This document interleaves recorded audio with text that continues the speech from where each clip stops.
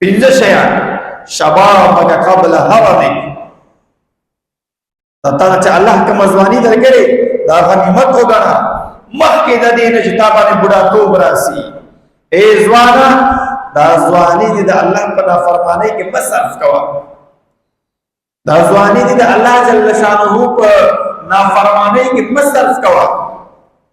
دا ځواني د غنیمت وګڼه په دې ځواني کې الله طرف ته متوجه سه ځواني کې انسان ډېر په جوش کې وي ہر سے لوس پورے وی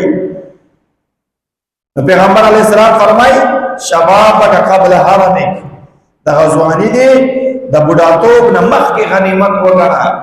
چه بڑاتوب در بندراشی بے بدا یو شی ہم نوے پہار سکے ببلتا محتاج ہوئے